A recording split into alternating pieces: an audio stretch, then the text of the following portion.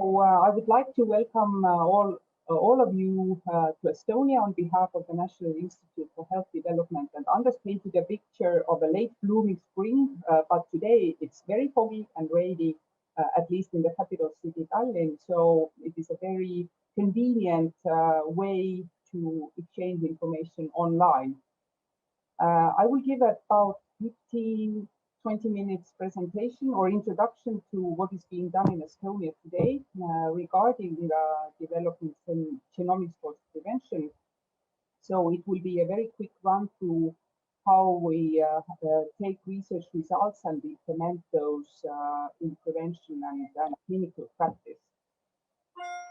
The overall objective is to extend average life expectancy and also increase number of healthy years of life, and more importantly, the latter. And increasing healthy years of life is also one of the main targets in National Health Plan or Health Strategy for 2020 to 2030, which also Kalle mentioned. The specific goals are listed here. They are to prevent these disease risks by applying personalized prevention and offering personalized treatment recommendation, to diagnose disease early and offer individually effective treatment solutions, provide healthcare professionals with tools to offer those prevention services, and also to offer patients rapid treatment decisions. Engage people in managing their health behavior, and also implement R&D and innovation results to improve health of people.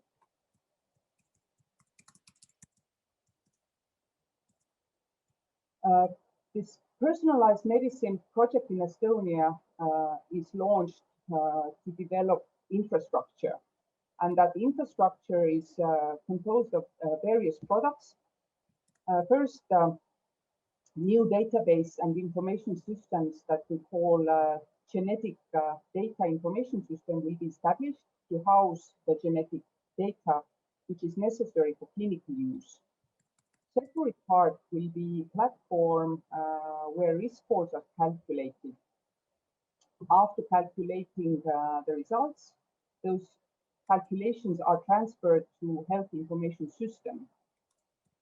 And environment for personalized health and treatment recommendations in turn takes the data from health information system, so that GPs and specialized doctors will be able to see those, as well as patients will see those in the patient portal or this health with a new name, health portal page. Currently, we have about a bit over 200,000 gene donors in Estonia per 1.3 million population, averaging to about 20% of the population, who have provided data or biosamples for research purposes, emphasizing for research purposes. So research-based gene samples are in biobank. Forgot to put the slide on. Yes, this is what I'm talking about.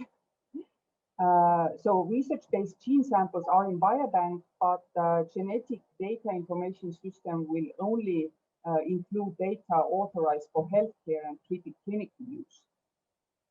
This means that the gene donor must provide additional consent to move his or her data from biobank, which is meant for research use, to genetic data information system, which is meant for clinical use. And for that purpose, we are developing a new informed consent solution.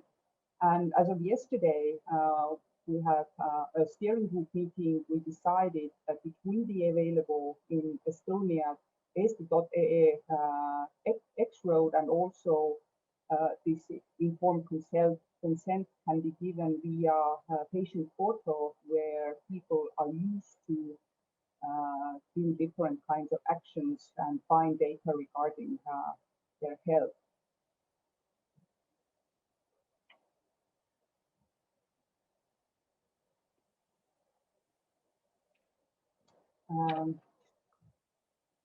In broad terms, The process of personalized medicine can be divided into three parts. We have data providers, then data processors, and users of those results.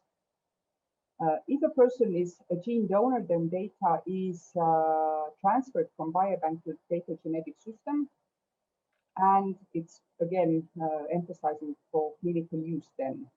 Alternative option would be that the GP or doctor refers the patient to give biosample in a hospital laboratory, and then the data, genetic data reaches that genetic data information system directly for clinical use.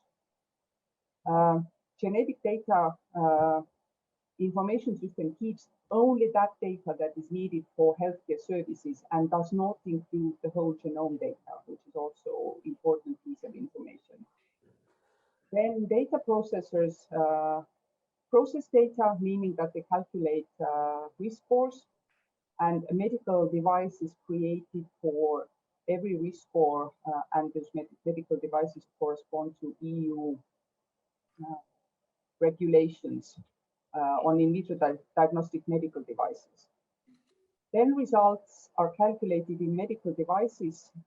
The results that are calculated in those medical devices reach Central Electronic Health Information System, which acronym is KISS, where they are merged and made available for doctors through clinical decision support system for GPs and specialist doctors, and as well to patients via the patient portal, which is digilugu.ee in the lower right corner of the slide. We are currently discussing also that at what point should these results be available to avoid situation where a patient sees very high risk score while there is no action plan to address it, and also need to discuss when the risk score, since when the risk score, meaning how high the risk must be, that it is available for patients only after the doctor's visit, not before. These seem like minor details, but they actually illustrate how complicated the whole process is. Main actors of the project are listed here. The participants, direct participants in developing the IT infrastructure with all its components are Minister of Social Affairs, National Institute for Health Development, which is an R&D institute, Tartu University, Institute of Computer Science, and Estonian Biobank, Health Insurance Fund, who ultimately takes over financing the services when they are ready, and Health and Welfare Information Systems Center, which houses all the digital developments in health sector. And next to participants, we have a wide range of contributors. Just listed the main ones. RITA project, where we receive results from research, Family Doctors Association of Estonia, Estonian Society for Lab Medicine, those are the listed ones, and additionally top experts from University of Tartu, GPs, nurses, specialist doctors, etc.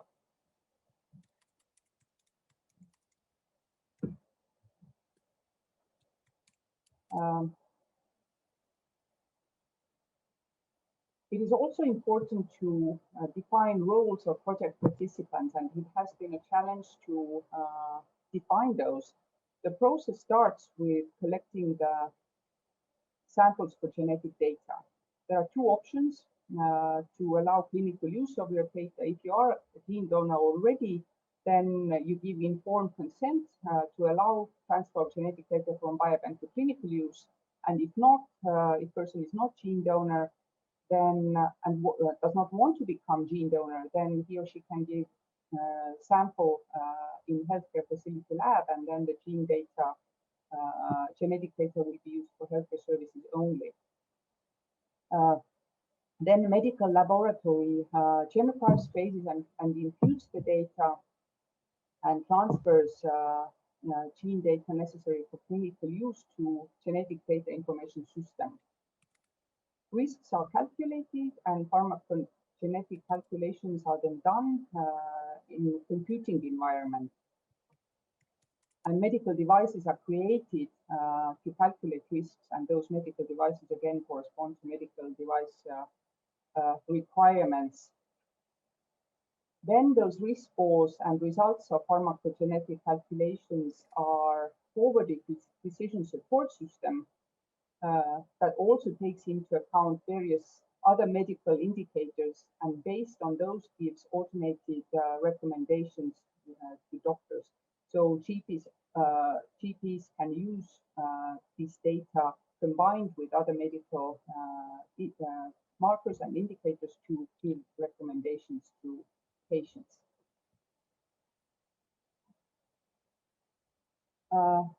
Roadmap. As you can see, the schedule is very tight. In 2019 was the year of 2019 was preparation phase of the project, as well as the majority of 2020 has been.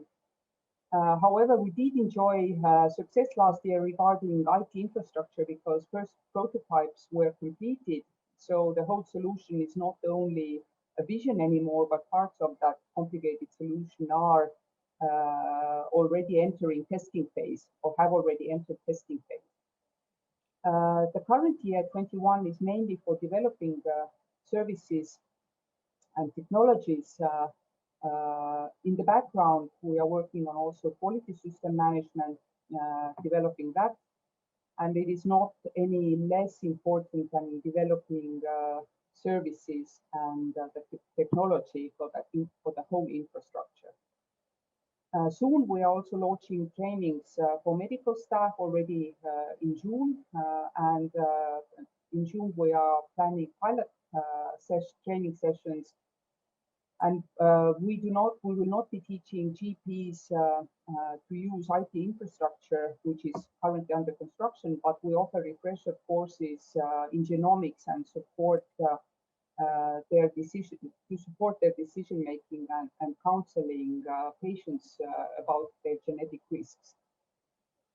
We still have a few details that we need to agree on regarding the IT architecture that we hope to reach those agreements by end of June, and then we start implementing the integrated system. The ambitious plan is to complete the infrastructure by 22, test the complete integrated system, develop a legal framework, and then continue with developing the environment for personalized health and treatment recommendations, as well as work on CE markings for medical devices.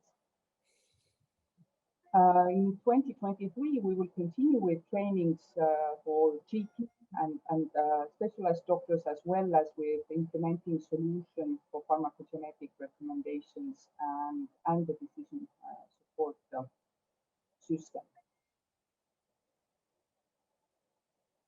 While it all looks like our personalized medicine project initiative is well underway, we do face challenges.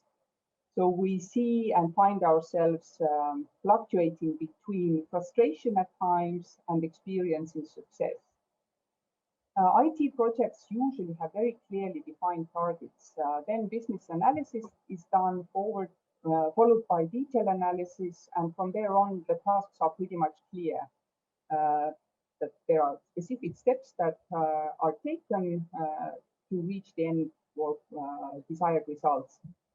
In R&D projects, those processes are all addressed and developed simultaneously, and all details cannot be defined in the beginning. So we find ourselves in a situation where we make constantly adjustments based on new knowledge and information that we receive as we move on. So we are in agile development process in every meaning of the term. The project organization is also very complicated. We need to define tasks in research and development in an environment that is constantly changing. Partners are defined, but since there was no final vision of what those future personalized medicine services will look like, at the time the project was launched in 2019, we understand that we cannot move forward until we are awaiting for results, for example, from RITA projects and other research results. But at the same time, every single part of the project that is merged to achieve the end result has their own deadlines, own beginning and end dates, and own objectives. And when something is delayed, then, for example, this RITA project, which in perfect world should have been ready before we started this personalized medicine initiative, then when something is delayed, we faced increasing need for flexibility on a daily basis to make timely decisions, to develop architecture, healthcare services, and keep in mind that the infrastructure must be ready by end of 22. So we make significant effort to agree on common framework that all project partners understand the same exact way, and we all need to understand also that those roles and the framework can change in time. Based on those first 3 points, you can imagine that sometimes it is difficult to keep focus on the end target and the big picture and not get totally lost in the turmoil of details. This keeping in focus not impossible. It is possible, but in real life, sometimes quite complicated. And last but not least, the COVID-19 pandemic has not left this project untouched. Managing the pandemic has kept focus of healthcare sector leaders somewhere else than this particular initiative, which has resulted in some delays in necessary decisions and which are needed to take steps forward. But I'm very pleased to confirm today that we are making progress and doing quite fine in our timeline. Yes, that COVID-19 pandemic is not making our lives easy in any way, but we are determined to move on and launch our first services in end of 22, and then from there on continue in 2023.